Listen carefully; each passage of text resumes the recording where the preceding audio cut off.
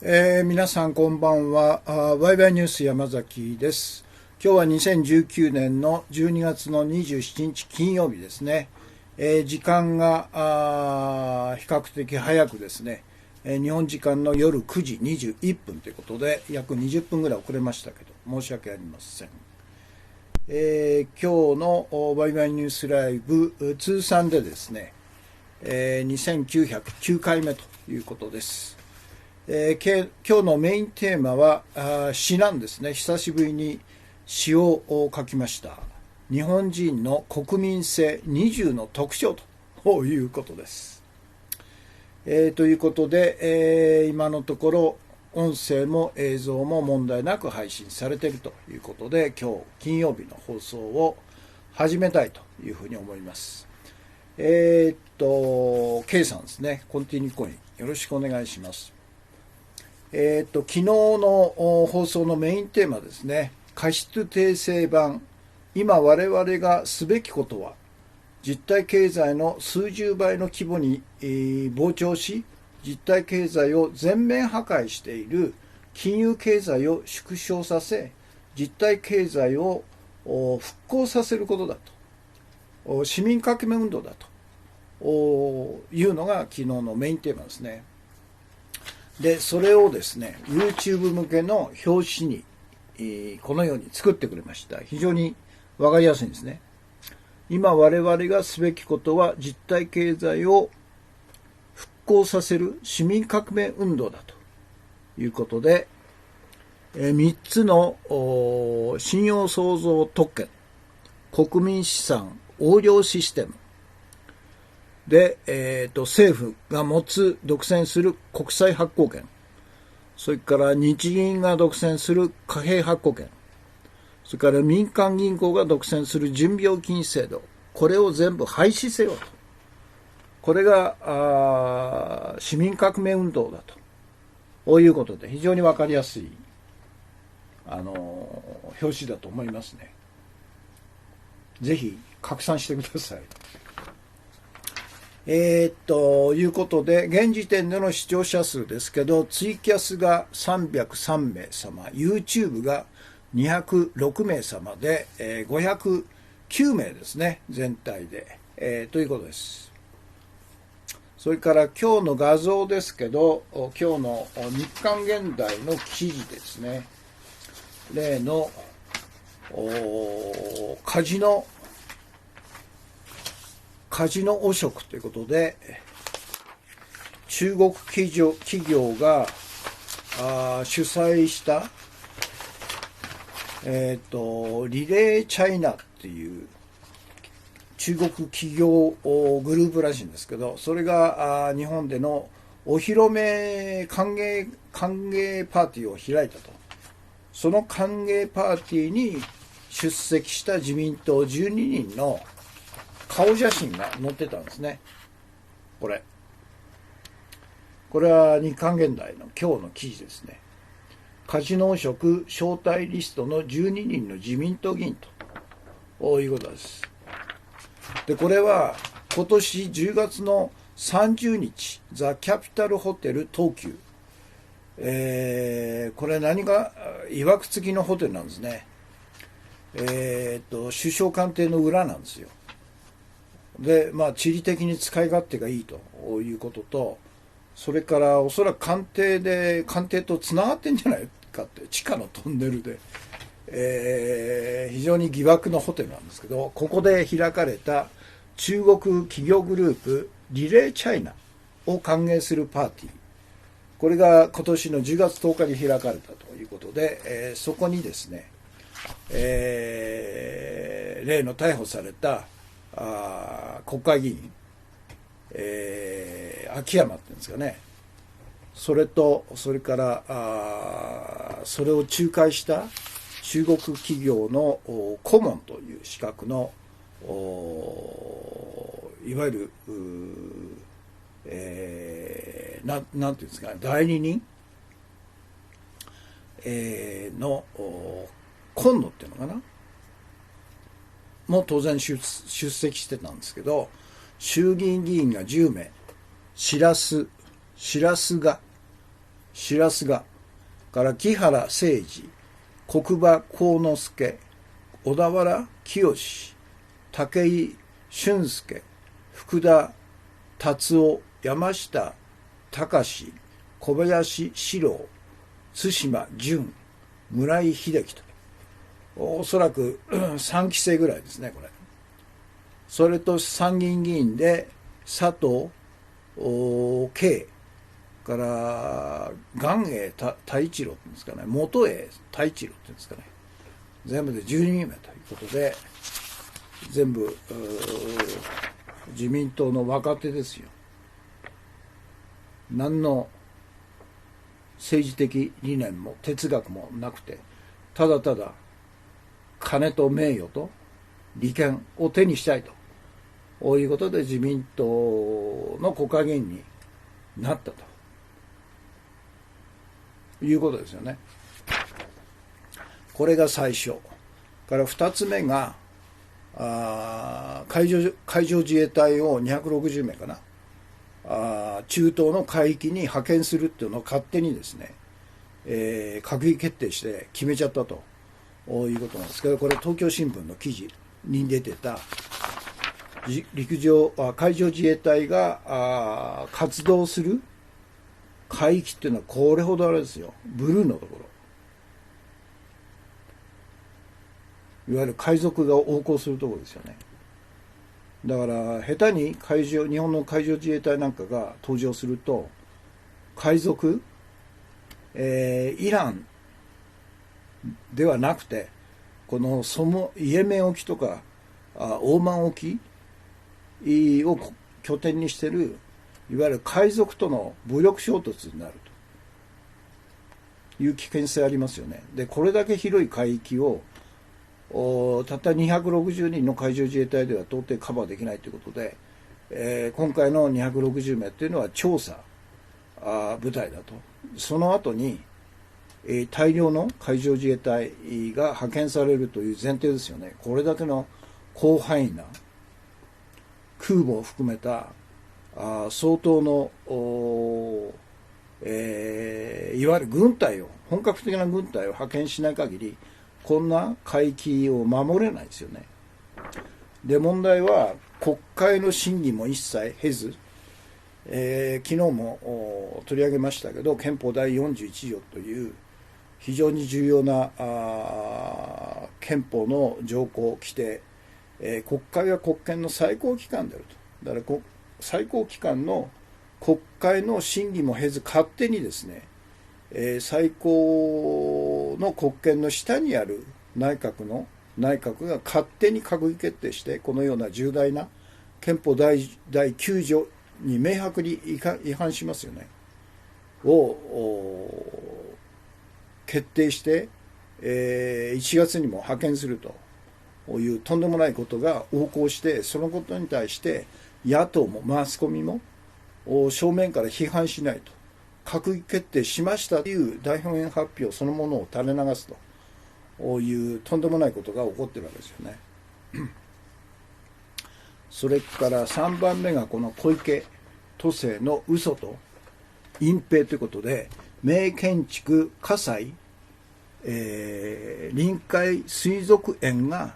排除の危機になったということで、なんか東京オリンピックに向けて関係ないのか、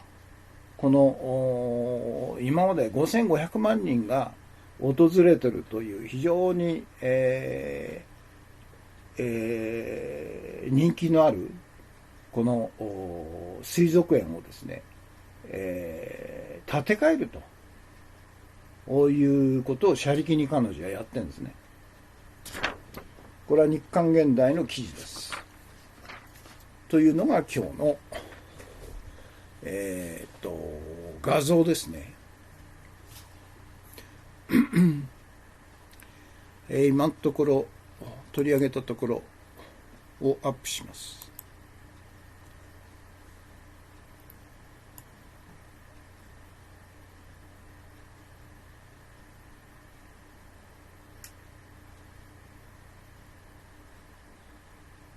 昨日のメインテーマ、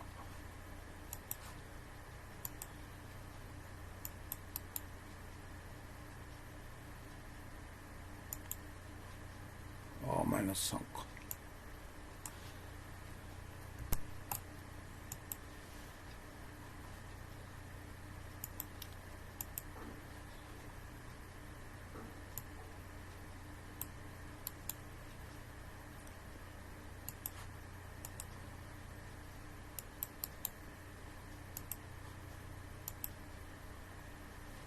これですね。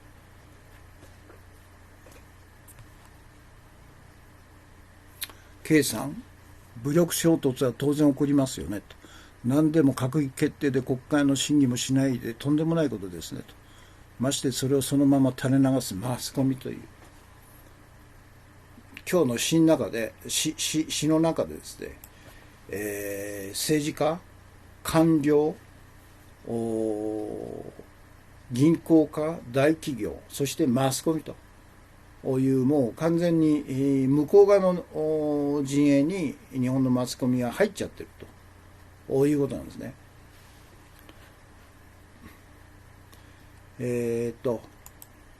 そして現時点での視聴者数ですね。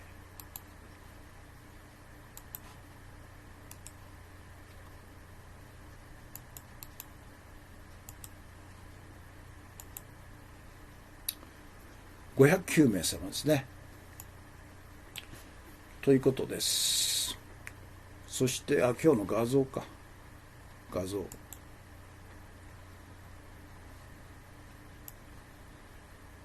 カジノ利権。やはり利権の匂いがすると、すり寄ってくると。自民党の国会議員は。ハエナみたいなもんですよね。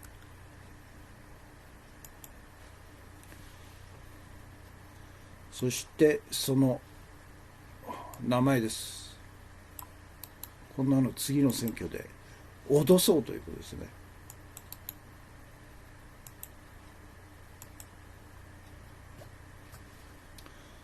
ということです。そして次は今日の一言ということで、昨日のメインテーマの中で、取り上げたものを今日の一言として、実体経済、超金融資本主義、そして市民革命と、これについての、私の一言ということで、1、近年世界各国で顕著に見られる下記の異常事態の根本原因は何かということで、異常事態とは何かというと、貧富の差の急拡大、実体経済の成長がゼロと、から金融経済の急膨張と、からテロと内戦の頻発ですね。そして地球温暖化と気候変動ということですね。この金融経済の急膨張というのは、中国とインドを除いてなんですね。他の日本をはじめ日本とかアメリカとか EU 諸国、いわゆる先進国、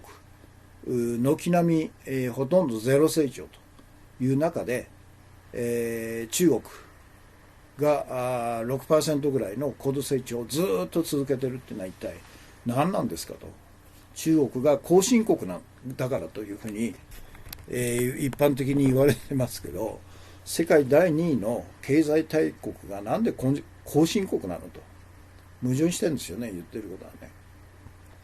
そして6% を切ると言っただけでですね、大騒ぎするわけですね。中国経済は減速だということで、それを批判している日経新聞なんかは、それじゃあ日本の GDP 成長率、今年の予想はいくつかと言わないんですよね。0.89% ですよ、IMF。1% にならないんですよ。だから目くそを鼻くそを笑うというのと同じでですね、0.89% の経済成長がない日本の経済専門誌がなんで中国の成長 6% が予想よりも 0.2% 低くなって、減速したと言って大騒ぎすんのと。700兆円のアベノミクスを投入してした結果、0.89 の経済成長しかない日本は、一体何が原因かっていうのを日経新聞、得意な経済面で分析してみろと。一言も言わないんですよね。だから答え分かってるんですよ。700兆円のアベノミクスによって、国民の税金とそれから信用創造によって生まれた700兆円は一体どこに行ったかと。ほとんどが金融経済と金持ち大企業だから、実体経済が成長しないということなんですよね。石森さん、山崎康彦氏、ワイワイニュースライブ配信中ですということですね。それで、これ、何でしたっけ。議員リスト。そして、今日の一言言ってたんですね。1。だから、世界各国で顕著に見られる異常事態は一体どっから来るのかということですよね。貧富の差の急拡大と。全世界の富はたった20人か12人かの大富豪が地球のいわゆる下から半分の世界の半分の人口と同じ資産を持っているという、フォックスファームかな、いわゆる貧困撲滅の世界的な NGO が毎年2月に発表する衝撃的なレポートがあるんですけど、一体その原因は何かっていうのは、彼らは結局、富裕層から税金を取って貧困層の方に回せよという主張しかしないんですよね。それはもう前から、何十年前から言われてるんですけど、一向に実現しっこないですよね。そういう政府じゃないからそれから金融経済の急膨張と、実体経済のゼロ成長、金融経済の急膨張、テロと内戦の勃発と頻発から地球温暖化と気候変動と、この1,2,3,4,5つの異常事態の根本原因は何かというと、それは実体経済の数十倍の規模に達した超金融資本主義が実体経済を全面破壊するから、その結果なんだということなんですよね。今日の一言で、2つ目が超金融資本主義が実体経済の数十倍の規模に膨張した原因は何なのかということですね。何か原因があるだろうと。その原因とは何かというと、各国の政府と中央銀行と民間銀行が独占する3つの信用創造特権を独占して作り上げた、世界各国で作り上げた三位一体の国民資産横領システム、これが完成したからだということだね。で、政府が独占するものは国債発行権ということで、各国の政府は毎年国債を大量に発行して民間銀行に全額を引き受けさせて多額の利子を払うと。日本は9兆円ですからね。そして莫大な借金をして赤字財政に組み込むと。意図的に赤字を作ってるんですね。赤字ができたから赤字国債を出して発行して、そして民間銀行から借金して利子を払うと。そういうシステムなんですね。から2つ目が中央銀行が独占する貨幣発行権。これは各国の中央銀行はドルを吸ったり円を吸ったりユーロを吸ったりポンドをすると。銀行券の増刷によって政府が発行して民間銀行が引き受けた買い入れた国債を最終的には買い取ってるんですね。そして民間銀行に資金と利子収入を供給すると。こういうシステムで、3つ目が民間銀行。これはほとんど語られてないんですけど、民間銀行が独占する無からお金を作り出す詐欺システムなんですね。準備預金制度という。これは何かというと、預金者が銀行に預金する。その預金総額の 1% を中央銀行に預託するだけで100倍の信用創造が生まれると。それは実際のお金じゃなくて、いわゆる架空の資金なんですね。信用創造された資金と。それに各民間銀行は高い金利をつけて個人、企業、地方自治体、政府に融資をするということなんですね。そして、融資された個人、民間銀行、地方、自治体、政府はせっせとですね、利子とそれから元本を民間銀行に支払うというシステムですね。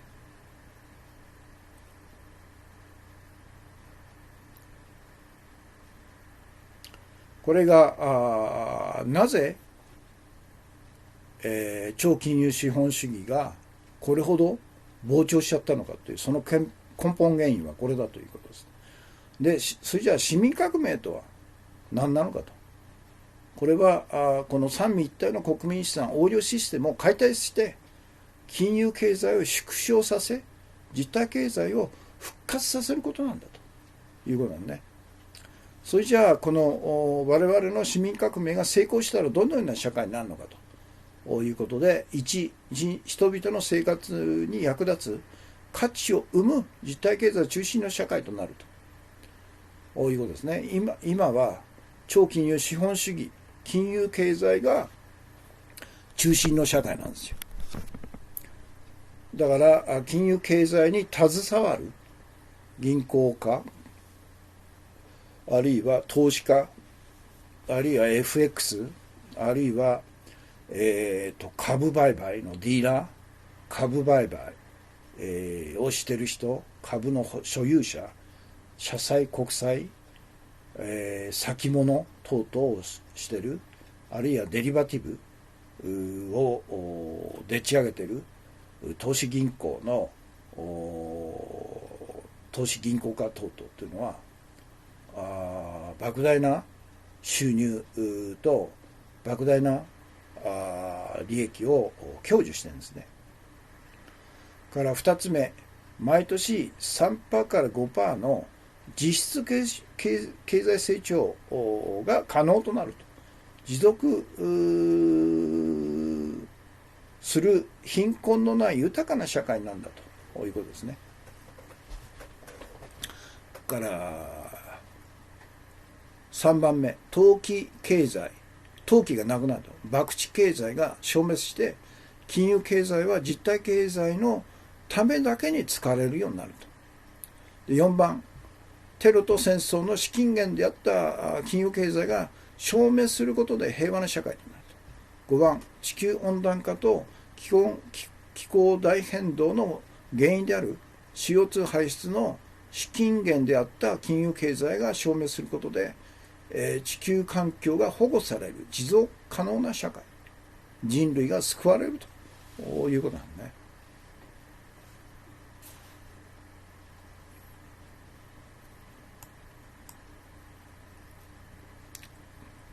これが今日の一言です。令和サンダー・ヘイチさん、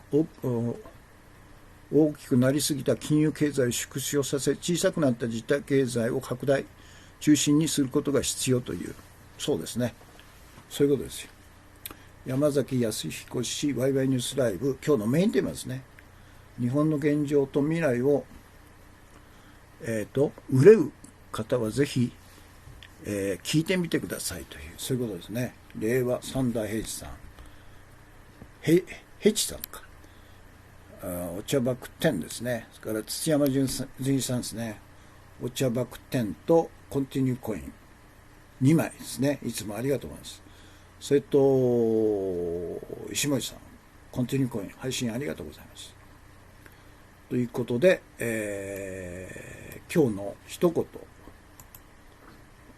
ちょっと長いですけど、一言ではないぐらい長いんですね。実体経済と超金融資本主義と市民革命についてということで、下記の異常現象は何で起こるの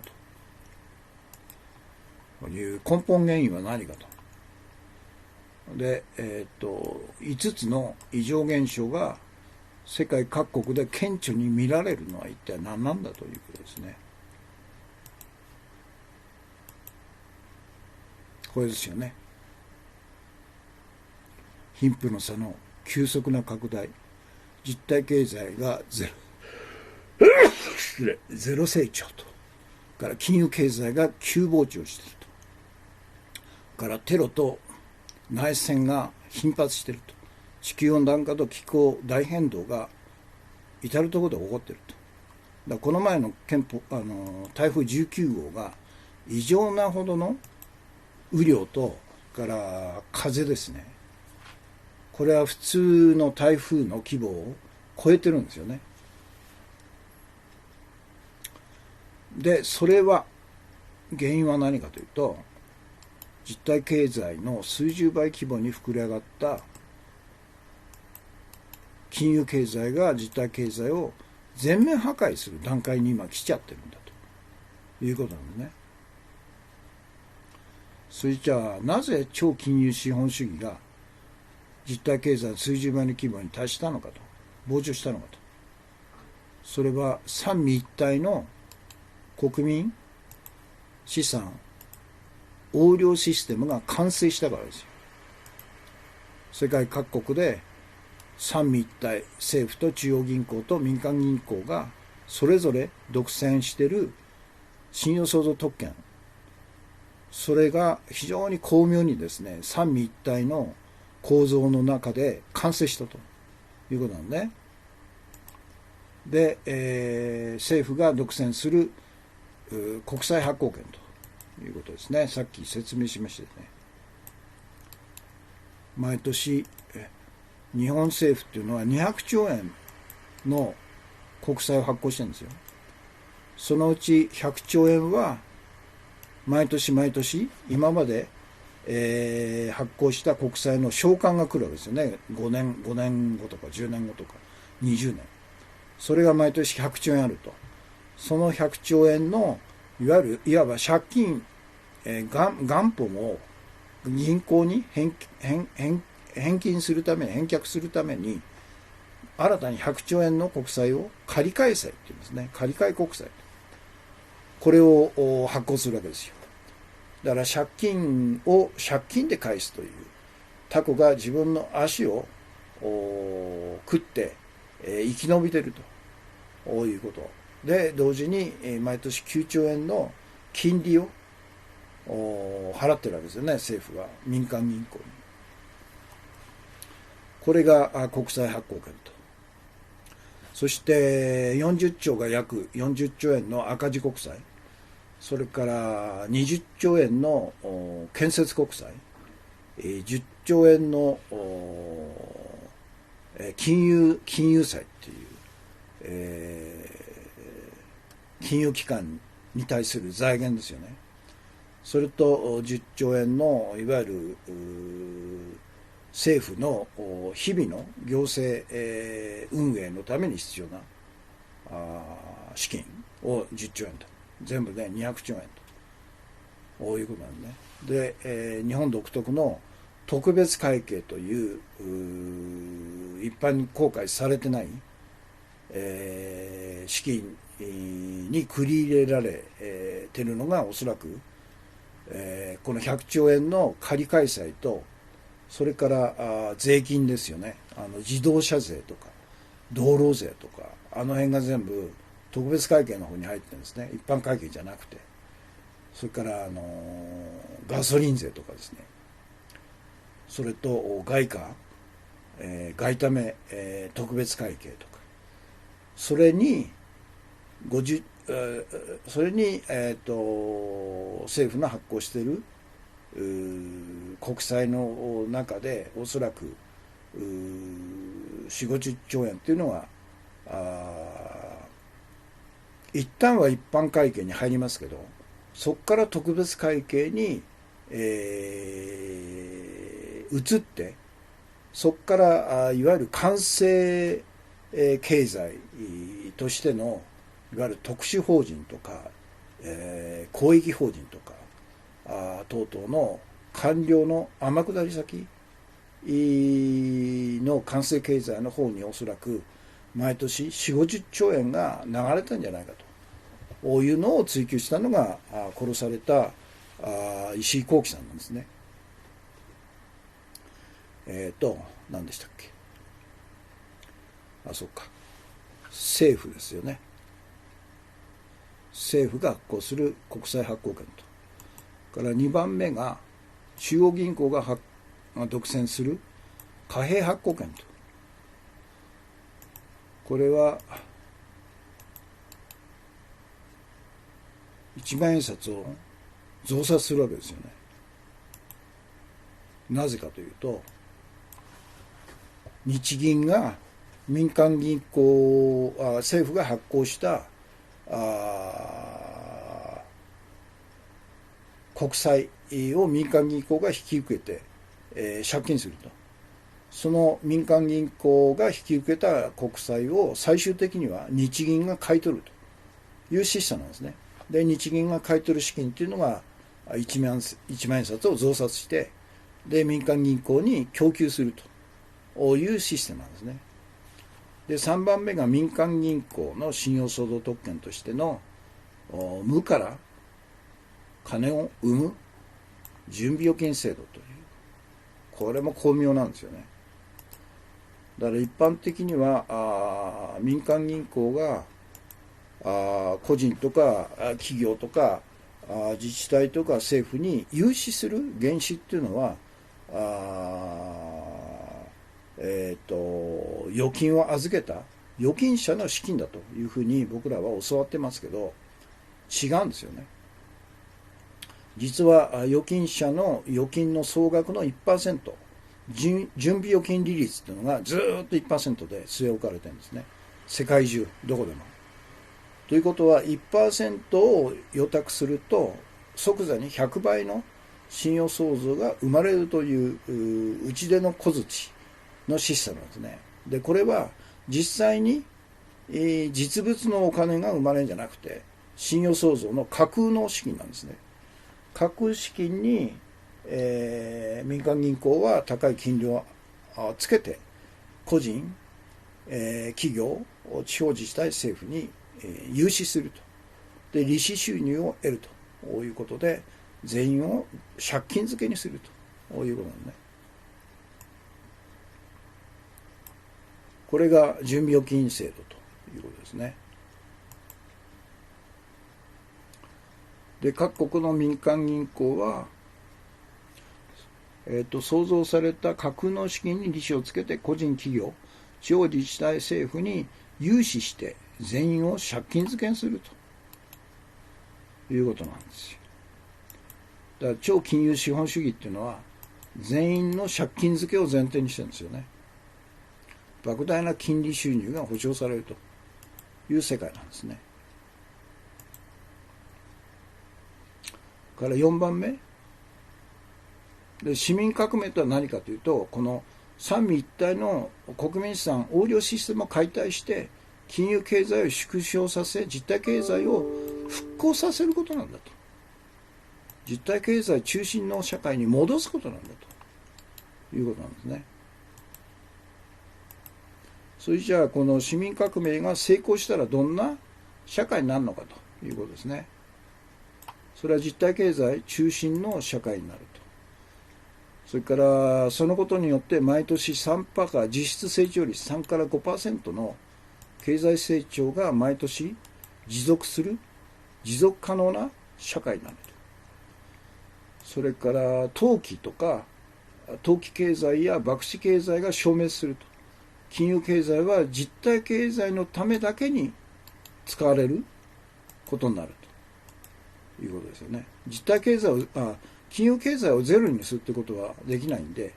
金融経済をもう極端に縮小させるということですよね。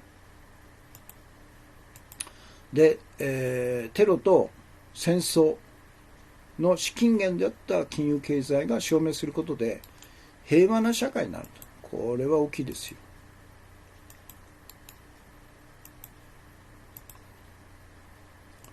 それと地球環境、地球、温暖化とから気候大変動の原因である CO2 排出の資金源だった金融経済が証明することで、地球環境が守られる持続可能な社会が実現するということですね。人類の滅亡から救われるということですね。そしてもしも失敗したらどうなるのかと、この市民革命に失敗したらどうなるのかと、悲惨な結果しかないということですよね。で、臨界点に達した金融経済によって未曾有の規模の世界金融恐慌が起こると、ジム・ロジャースさんはここ数ヶ月で、起こるって言ってるんですね。だから来年の春ぐらい起こるんじゃないかと言ってるんですね。それは彼が予想したよりも早くなっているということで、前から彼は未曾有の規模の金融恐慌が来るって言ってたんですよ。4、5年前から、7、8年前から。それがもう臨界点に達しているということでしょ。金融経済が。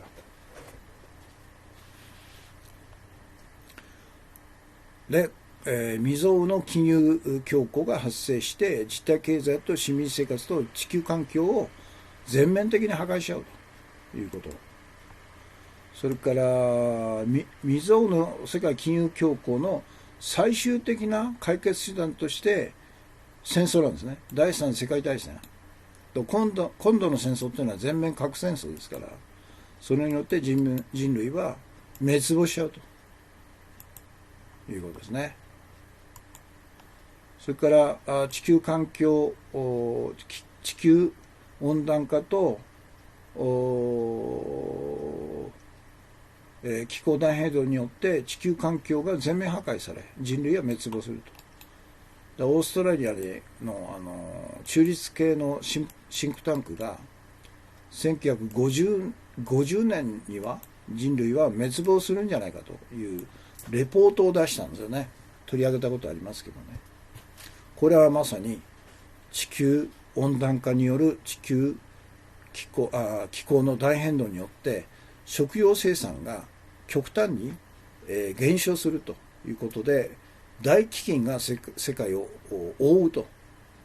そして熱帯雨林なんかが消滅して耕作地が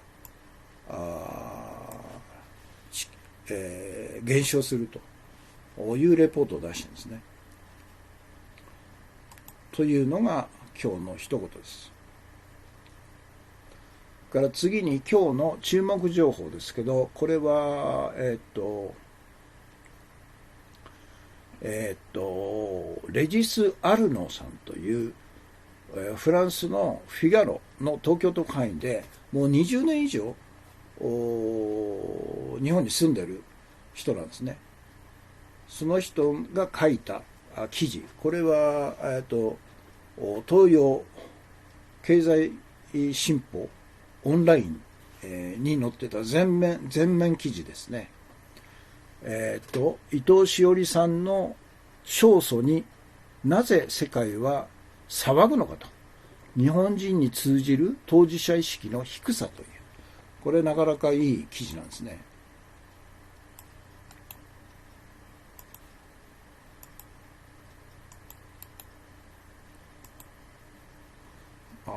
マイナス30。URL は外しますね。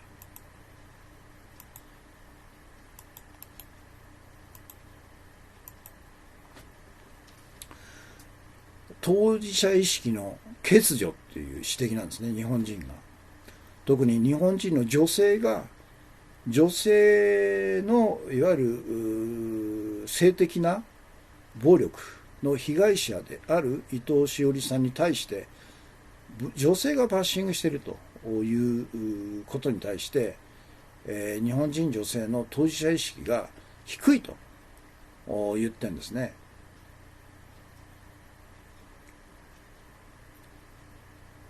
で、彼は今日の日本を代表する最も有名で勇敢な人物と。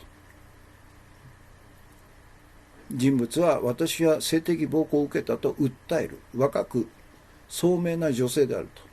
2015年4月13日、元 TBS 記者の山口紀之氏にレイプされたとする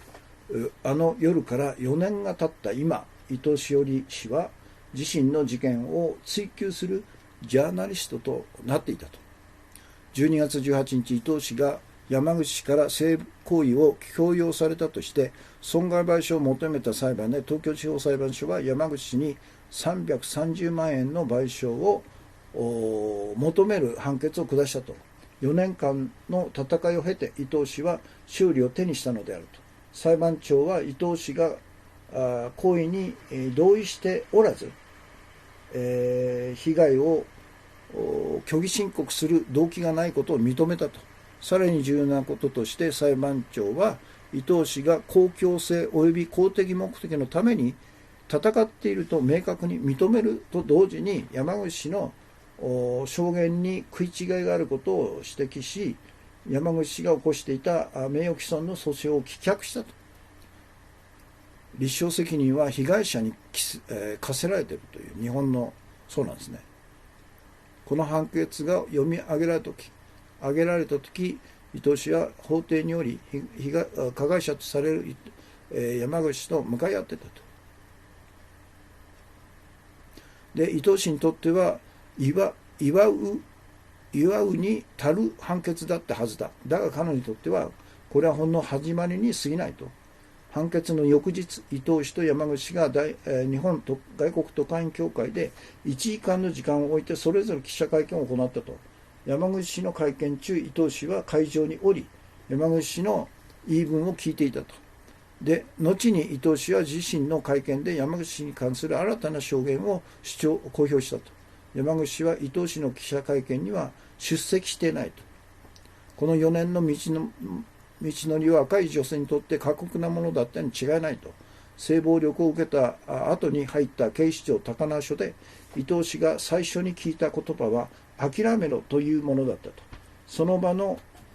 家庭の中で友人や家族、同僚を失うかもしれず、自分の人生もキャリアを捨てることになるかもしれないと警察官は主張したと。彼女は多くの女性と同じように我慢するようにと言われたのであると。レイプ被害の申し立ては立証が難しく、ほとんどの法制において肯定的な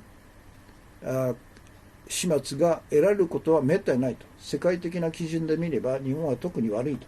元女性検事の田中貴子氏によると、性暴行被害者で警察に被害届を出す女性はわずか 4% しかいないと。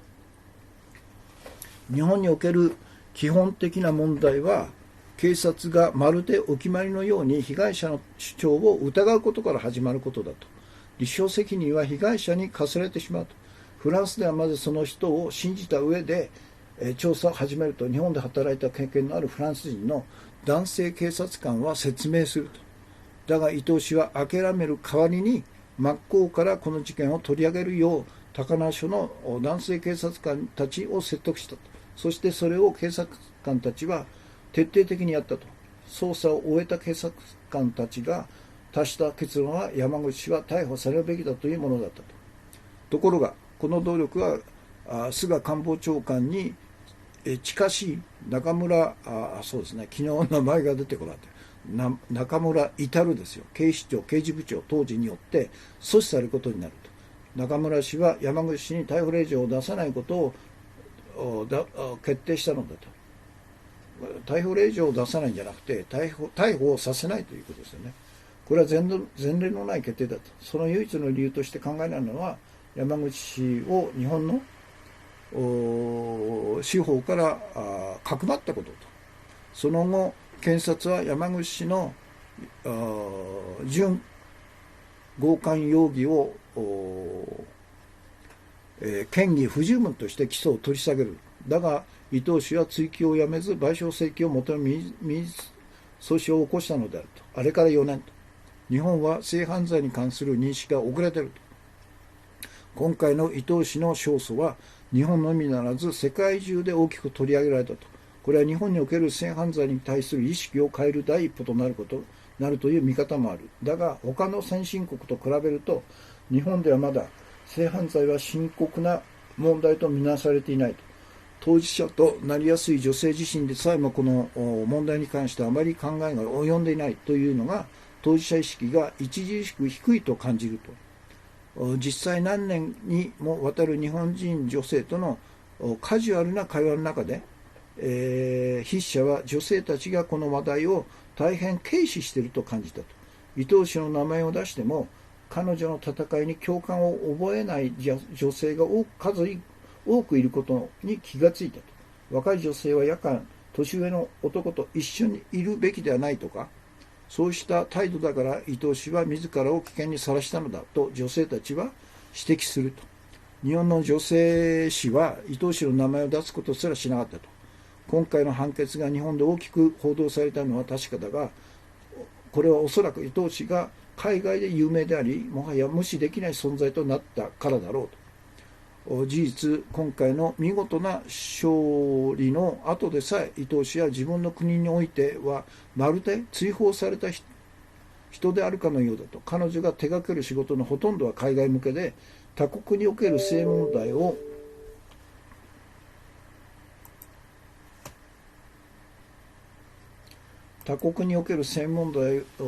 取材することに自分の時間を費やしていると。筆者が知る限り、伊藤氏は女性の日本の政治家からも大きな支援は受けてこなかったと。判決が出された後、立憲民主党の参議院議員、田島麻衣子氏は、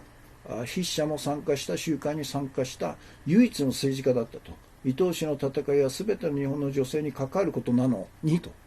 伊藤氏の例は性被害を受けたりセクシャルハラスメントに遭っている全ての日本人に勇気を与えるものだと。伊藤氏の戦いで重要なのは彼女が恥の負担を抱えることであったと。恥ずべきは被害者でなく加害者であると。まさにそうですよね。なぜ世界が注目するのかと。伊藤氏の裁判が世界的に注目された理由は起訴内容が揺るぎないものだったからであると。過去2年間にわたり伊藤氏はその夜に何が起こったかの供述において一貫性を示してきたと。山口氏の側の弁護団は伊藤氏を嘘つきとか情緒不安定な女性として描写しようとしたが、伊藤氏の供述には重大な欠陥があると指摘することができなかったと。その後、その夜に起こったことを証言して伊藤氏を支援しようという証人も何人か現れたと。その中にはレイプが行われたとするホテルのドアマンがいると。このドアマンは自分の仕事や評判にリスクが及ぶことを承知で自分自身の目で見たことを供述しようと伊藤氏の弁護団に連絡してきたのであると。伊藤氏の戦いに世界の関心が集まるより大きな理由は、彼女が自らの事件を日本における性犯罪をめぐる法的及び社会的状況を改善することを目的に用い、これを裁判所が認めたことであると。伊藤氏は誰もが性被害の被害者、加害者、傍観者にならないように考えなければならないとの訴えを続けていると。さらに伊藤氏は性暴力の問題に集団的に取り組む方法も示していると。伊藤氏が望んでいるのは、どちらか片方の性がもう片方の性を責めるのではなく、あらゆる人を巻き込んだ議論だと。実際伊藤氏は山口に対して恨みは抱いていないと語っていると。求めているのは復讐ではなく正義だけだと。こうした態度は日本における性暴力への対応改善にあたって特に重要だと思われると。毎日自白が重要に重視される日本の刑事司法制度では、不当な有罪判決のリスクは大変深刻なものだからだと。日本で性暴力が過小評価されているのは確かだ。例えばフランスでは2017年に16,400件のレイプ被害届が出されていると。一方、警視庁の犯罪統計によると、日本で同じ年の強制性行為等の認知件数は1109件、フランスでは日本の15倍近くのレイプ事件が起きていると真面目に信じる人が多いだろうかということですね。というのが今日の注目情報です。K さん、日本の秘められた恥、伊藤詩織さんのドキュメンタリー、BBC ですね。はい、その URL ですね。本当そうですよね。伊藤詩織さんというのはジャーナリストとして日本での仕事がないんですよね。海外で活動せざるを得ないというのは、日本のマスコミが彼女を排除したんですよ。記者クラブ制度ですよ。もう記者クラブなんか解体すべきなんですね。というのが今日の注目情報です。これは URL 貼りましたよね。で、次に今日の推奨本の朗読ですね。グレタさん、たった一人のストライキということで、家族4人で、実際に書かれているのがオペラ歌手のマレーナ・エルマンさんというお母さんですね。今日は第5回です。第5回ですね。オペラの夢を捨ててというところですね。メロディーフェスティバルに参戦するのは子供を産むようなものだと。他人に話すことも詳しく説明することもできるが、体験したことのない人には実際のところわからないと。音楽プロデューサーのアンデーシュ・ハンソンはスバンテと私にそう言って笑ったと。スバンテというのは旦那ですよね。メロディーフェスティバルとはユーロビジョンソングコンテスト中1950年に始まったヨーロッパ各国代表が競うポップソングコンテストと、優勝国がその翌年のホスト国になると。1974年にアバが優勝し世界へ進出するきっかけとなったこともあり、スウェーデンでは人気が高いのスウェーデン代表を決める国内予選だと。コンテストは約5週間続き、その規模は全国にテレビ放映されると。私はポピュラーソング界に打って出たと。そのコンテストに出場したのだと。そして優勝したと。すごいですね。翌日、私とバトラー・メーテ役中、当時のメロディーフェスティバルの司会者、ソニー・サラ・ドンファイナー役中、マレーナとスロディラフェスティバルの優勝を競った歌手の大きな写真がブロマイド紙アフトンブラーデットの一面を飾ったと。キャプションにはマルメアリーナ21時23分だったと。写真の私は信じられないという顔をしていると。メロディーフェスティバルは私たちにまたとないチャンスを与えてくれたと。観客が押し寄せたと。文化大臣も稀な効果を口にしたと。どう考えても二度と起こり得ない現象だったと。大衆紙エクスプレッセンはオペラがサロンから大衆のもとに帰ってこようとしていると書いたと。日刊紙ダーゲンス・ニューハーテルの文化部長は、できすぎた話だがこれは事実なんだと述べたと。ついにオペラを大衆化できる、私はそう確信したと。でも秋の訪れとともに全てが以前に戻ったと。国内のオペラ劇場はどこ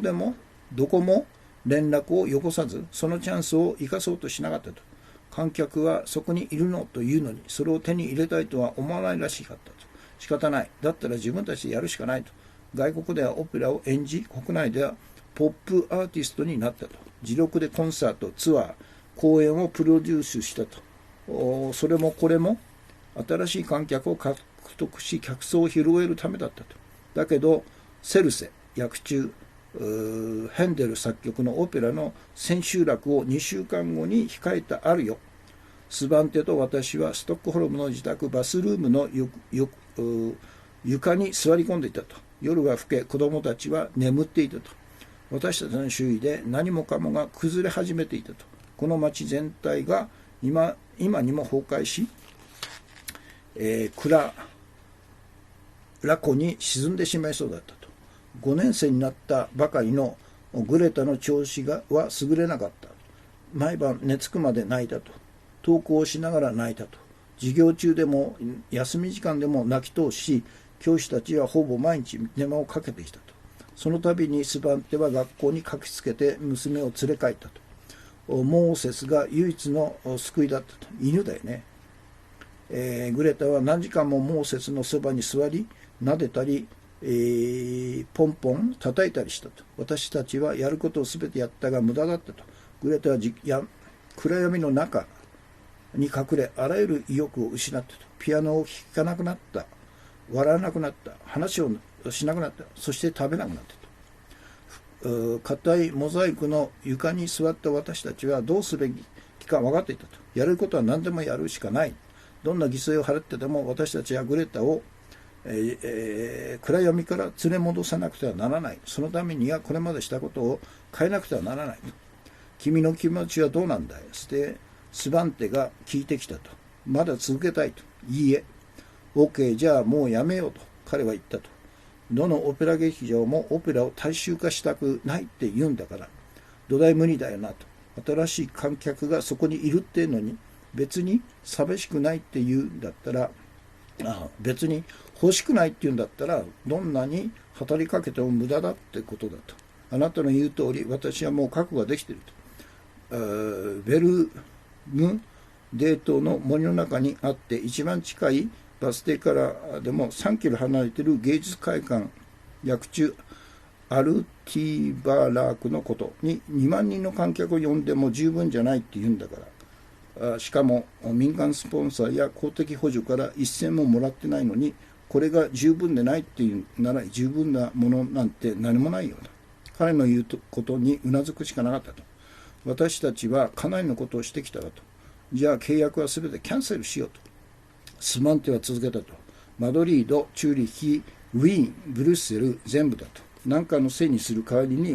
新しいことをしようと。コンサート、ミュージカル、演劇、テレビ出演、オペラ曲でもミュージカル曲でも歌うけど、公演はなしだと。私のオペラ最終公演は2週間前。あれで終わり？これって愚かなこと？多分。2人とも言葉がなかったというのが今日のところですね。だからグレタの後から分かるんですけど、自閉症なんですよね。アスペルガー症候群という。それが分かるまでさまざまな医療機関等々に相談してるんだけど、なかなか分かんなかったんですね。その前の状況ですね。だからグレタのそのような暗闇の中に、食事もしないという泣き通しだという、悲惨な状態を救うためには、もう自分のオペラ歌手のキャリアも捨てていいという決断をしたっていうことなんですね。ということです。今日のところをアップしますね。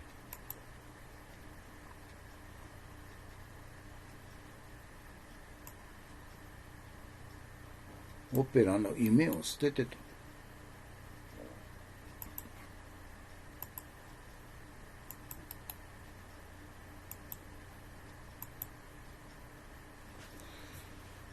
そして今日のメインテーマですね。久しぶりに詩を書きました。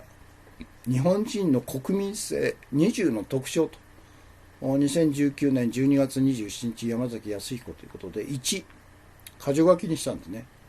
政治家や官僚や銀行家や大企業や学者やマスコミによって不幸にされても、多くの国民はすぐに気づかず、気づいても悪いのは努力の足りない自分と思い込む国民性ということですね。2番目、政治家や官僚や銀行家や大企業や学者やマスコミによって貧乏にされても多くの国民はすぐに気づかず、気づいても悪いのは努力が足んない自分と思い込むと。3、政治家や官僚や銀行家や大企業や学者やマスコミの大本営発表に騙されても多くの国民はすぐに気づかず、気づいても悪いのは騙された自分と思い込むと。4、政治家や官僚や銀行家や大企業や学者やマスコミによって平和と民主主義が破壊されても多くの国民はすぐに気づかず、気づいても仕方がないと諦めると。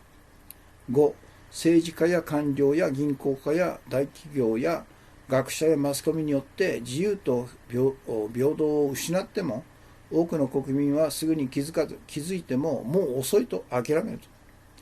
6番目、政治家や官僚や銀行家や大企業や学者やマスコミによって人間の尊厳が毀損されても多くの国民はすぐに気づかず、気づいても見て見ぬふりをすると。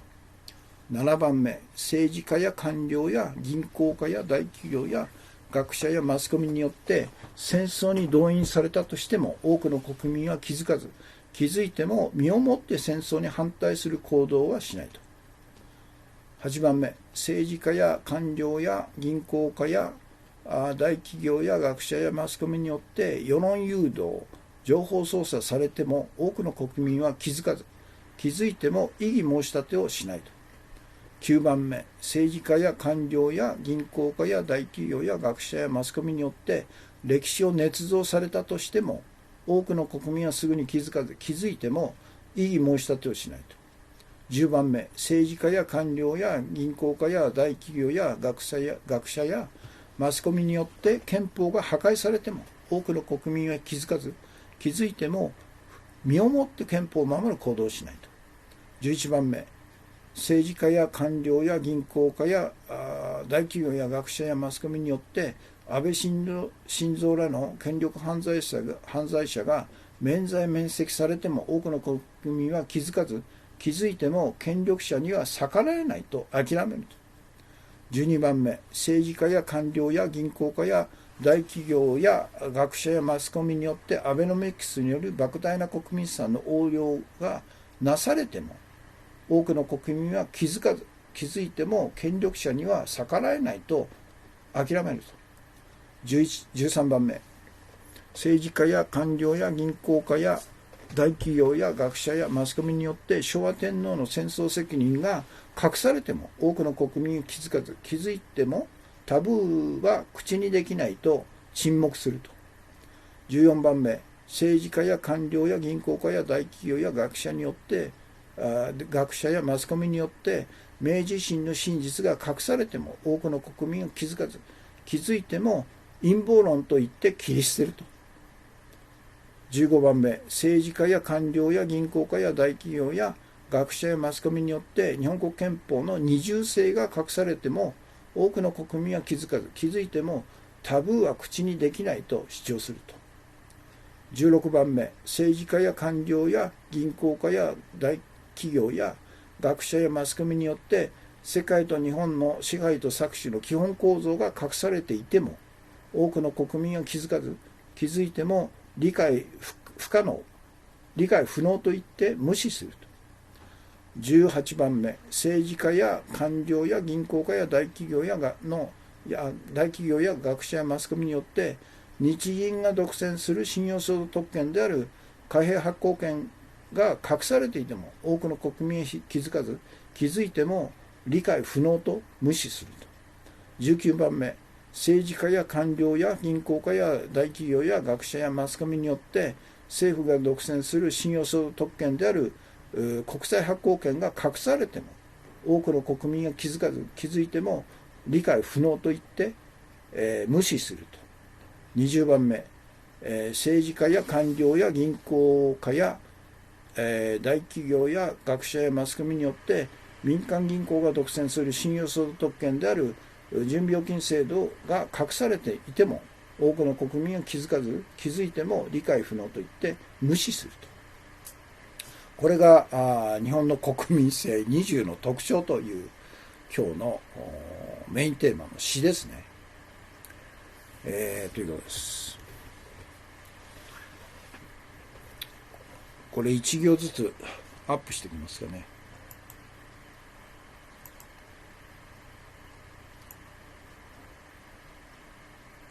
1、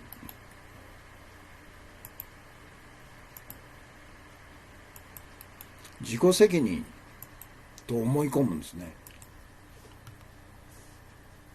不幸になっても、から貧乏になっても自分が悪いんだと、自分の努力が足んないんだと、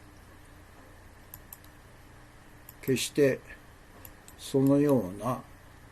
システム、制度、構造が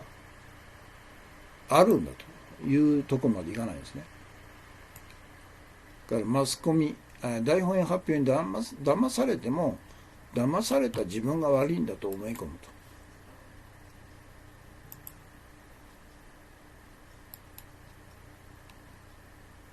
コピーですね。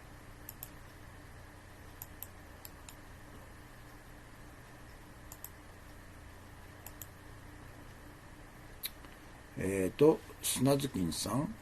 我々の市民革命が成功したらどのような社会になるのかと、ワイワイニュースライブ、ただいま配信中ですね。から4番目、平和と民主主義が破壊されても、多くの国民はすぐに気づいても仕方ないと諦めると。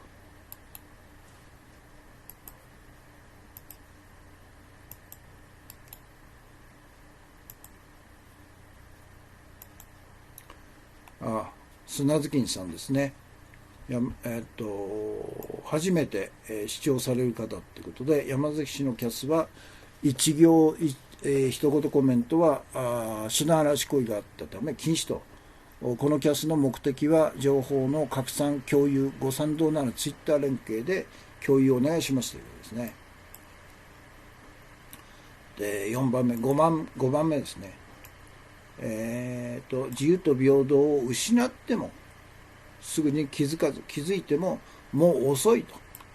諦める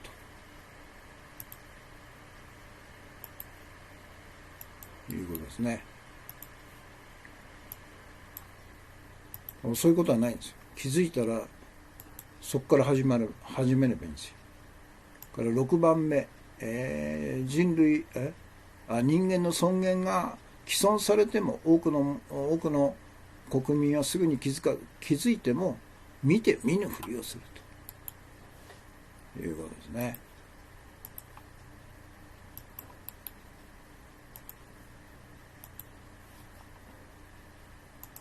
それから7番目、戦争に誘導されても多くの国民は気づいても身をもって戦争に反対する行動は取らないと、しないと。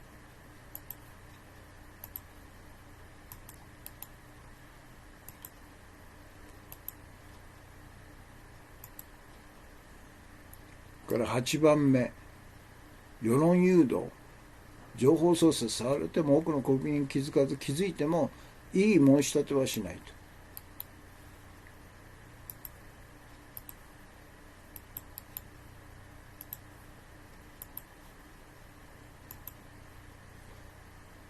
から9番目、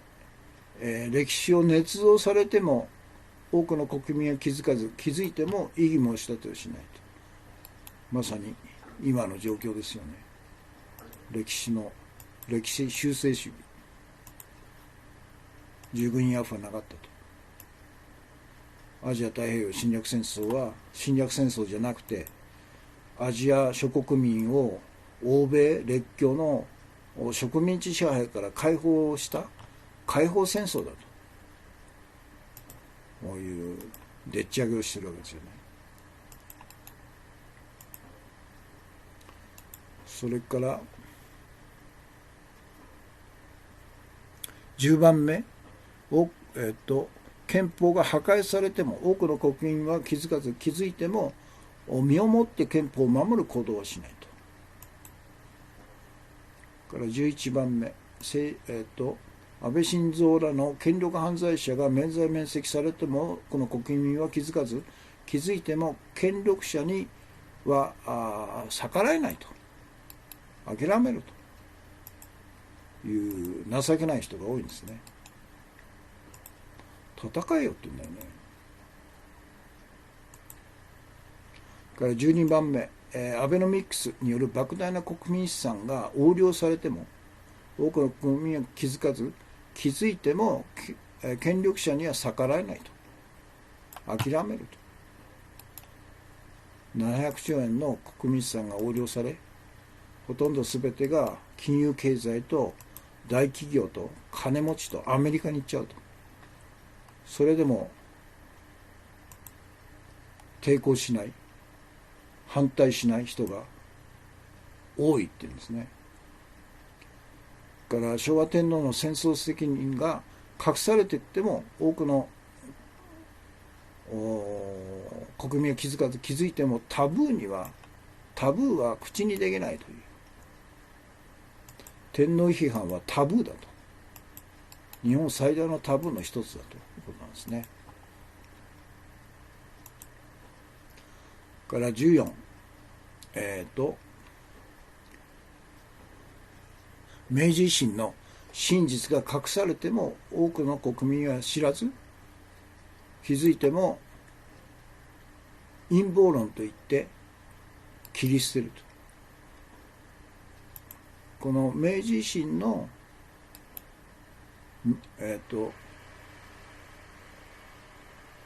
真相とは何かというと、これはもう以前から私が繰り返してますけど、明治維新っていうのは薩長土肥の反幕4藩が独自でですね、明治維新を起こして江戸幕府を倒したという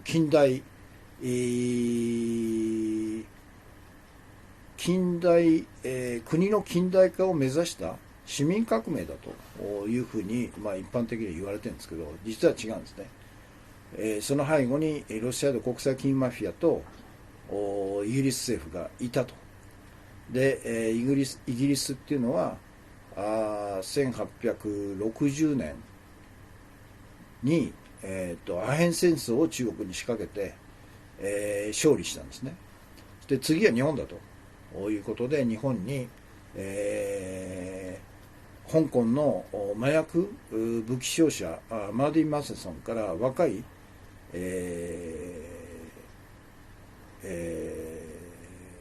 青年を送り込んだんですね、工作員として。そして、それが脱藩藩士の坂本龍馬等々を使って、イギリスの最新兵器を反幕4藩に供給するという武器商人として使ったんですよね。で、当然ながらロシア英国政府は反幕4藩に対して武器援助から財政援助、そして戦略し直しだということで、その中心になったのが伊藤博文らが輩出した山口県の田伏村といういわゆる朝鮮系の被差別部落なんですね。そこの人間たちと、それから被差別部落民が中心になって騎兵隊、それから下級藩士なんかが長州藩の反幕の中心部隊として、最先頭で戦ったということで、彼らを武装したのがイギリスの最新兵器ということで、江戸幕府の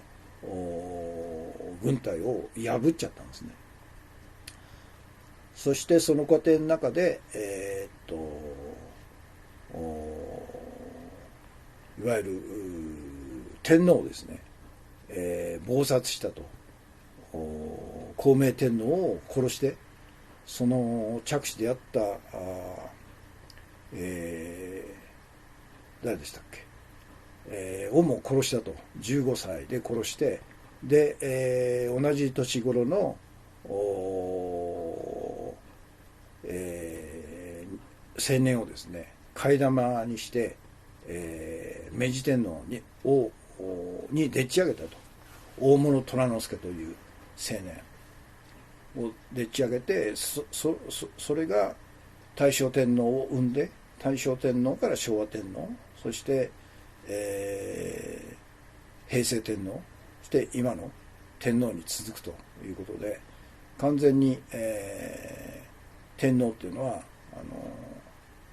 途切れてるんですよね。それも謀殺されたと。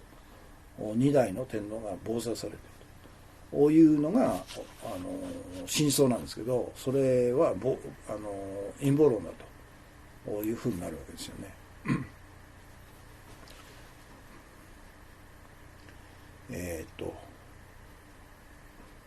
いうことです。14、15。これは日本国憲法の二重性。これもそうですね。これもタブーなんですね。だから一般的に日本国憲法っていうのは5つの基本理念を掲げた近代的民主的な世界に冠たる憲法であるというふうに言われてるんですね。主権在民とか民主主義とか反戦平和とか個人の自由と基本的人権の尊重とか隣国との平和共存と。でもこれを作った GHQ はその中にですね時限爆弾を巧妙に埋め込んだと。その最大のものが天皇制なんですね。いわゆる戦前の天皇制の名前を変えて、上辺だけ民主的平和的、学者天皇という同じ軍国主義の最先頭でアジア太平洋侵略戦争を主導した昭和天皇を180度イメージチェンジさせて平和天皇にさせて、象徴天皇名前を変えた天皇制のトップに、置いたという。だから日本国憲法の第1条から8条が天皇制なんですね。普通だったら戦前の侵略戦争のもともとの原因はその大日本帝国憲法によって天皇に全ての世俗的権力と神的な権威も与えたということで、天皇制自体を完全に、廃止することが日本国憲法の大前提なんですけど、 GHQ は天皇制を利用して日本を永久に支配するという道具として1条から8条まで持ってきたということですよね。で16番目、世界と日本の支配と搾取の構造、基本構造が隠されていると。これは陰謀論だという。これは私が主張している世界、いわゆる統一政府樹立のためのイルミナティ、フリーメイソンがいわゆる神から選ばれたユダヤ人が一元支配する世界、ユダヤ人以外はゴイムとして家畜でしかないということで、その生命と財産は神に選ばれたユダヤ人が全て、処理する権限があるんだというとんでもないタルムードの世界ですよね。それを現実世界に当てはめようと、実現しようという部隊がイルミナティのロシアイドの秘密組織なんですね。で、それが世界各国の中央銀行を支配に置き、民間銀行を支配に置き、そして政府を支配にするという三位一体の国民資産横領のシステムをほぼ完成したんですね、中国以外は。キララカットさん、お茶爆店ですね。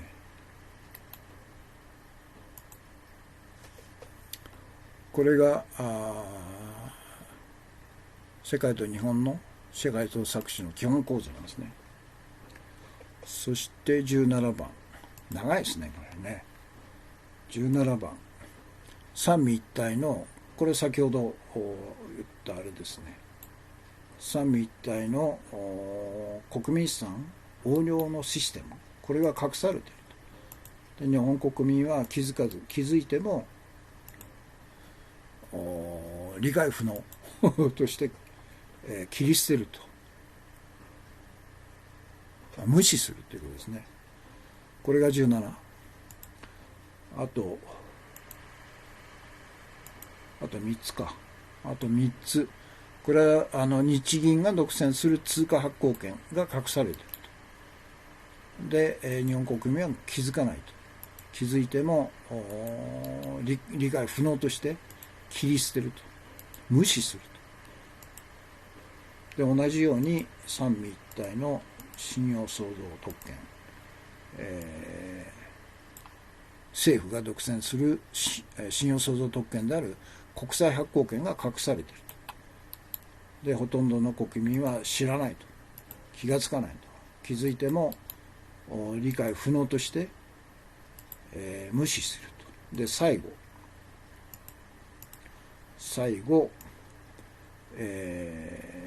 民間銀行が無からお金を作る詐欺システムですね。準備預金制度、これを独占していることが隠されている。で、国民のほとんどは気がつかないと、気づいても理解不能として無視するというのが今日のメインテーマの詩です。ちょっと長かったですね。現在もう1時間23分ですか。34名様、全体で94名様、コメントが53件ということですね。ちょっと早めないといけないですね。で、最初、海上自衛隊の派遣を閣議決定と、1年間調査目的で260名という、だから派遣される海上自衛隊員は憲法違反だということで、憲法訴訟を起こすべきなんですよ。こんなことを聞いたことないと、憲法違反じゃないかと。これがあれですね。からIR 汚職事件どんどん拡大と、12人リストに続き安倍首相の実弟岸信夫議員と贈賄容疑者のツーショット写真もと、これリテラですね。孝明天皇暗殺計算ですね。これは私の記事なのかな。ありがとうございます。これリテラ、どんどん拡大していると。もうこれで安倍の悪党どもは息の根止められるでしょうね。東京地検が入ってますんでね、野党の国会議員が追及するだけじゃないんですよね。強制捜査権を持ってる特捜が入ってるんで、ダメでしょうね、もうね。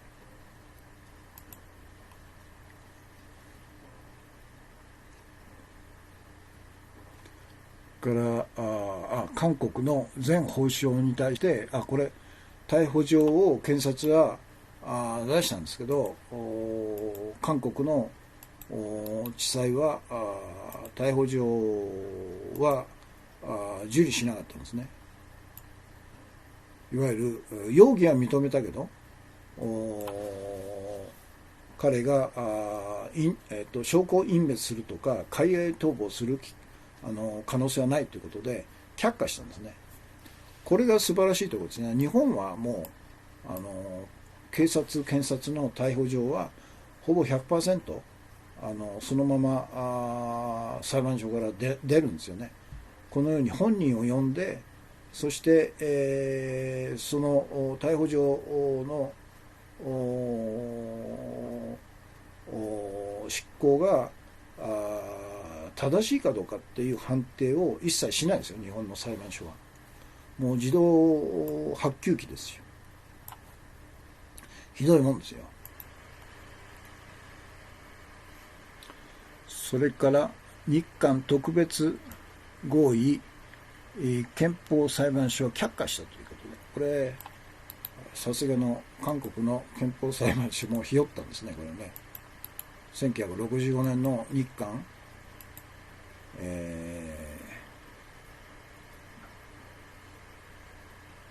日韓慰安婦合意か、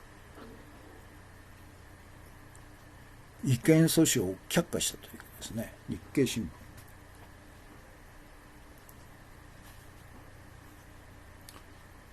それから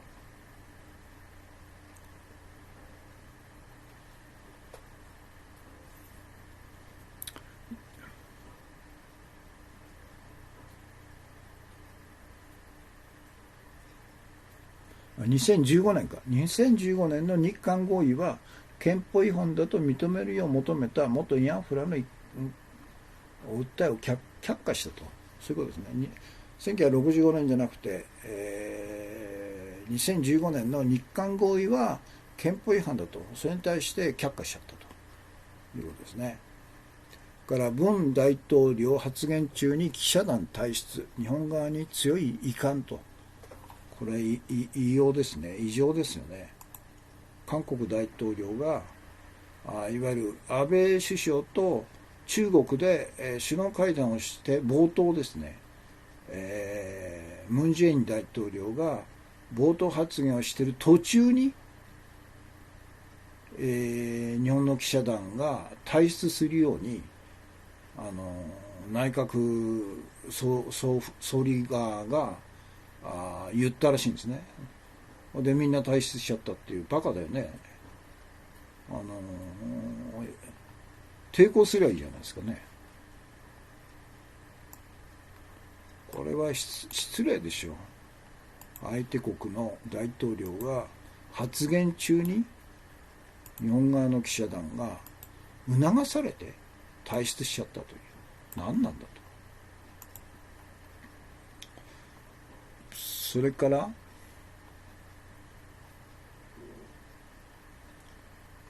桜を見る会、下関中探しても領収書1枚も出てこないという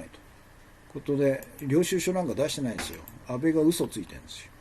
1枚1枚領収書を渡しましたって。要するに5000円も払ってる、ほとんど払ってないじゃないですか。全部丸がかりじゃないですかね。から小池がこの葛西臨海公園にある水族園を取り壊して建て替えるというとんでもないことをしようとしてますね。何なんだろうね、この女は。本当の嘘つき。安倍と全く同じ性格ですね。嘘をつくと。だから利権があるとすり寄ると。そして今日の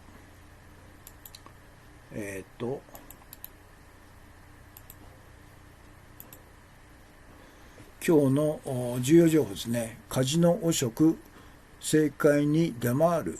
接待リストに12人の自民党議員ということで、これ日韓現代です。これが今日の重要情報ですね。ということで1時間29分00ということで、今日の放送これで終わりです。ちょっと疲れましたけど、皆さんありがとうございました。たくさんのコメントと、たくさんのコンティニューコインと、たくさんのギフトですね、いただきましてありがとうございました。現在日本時間で22時50分ですね。10時50分ですね。ということで今日の放送終わりです。1時間30分で切れるんですかね。ということで、明日土曜日日曜日お休みなんで、来週の月曜日ですね、よろしければまた合流してくださいということで今日の放送終わります。お疲れ様でした。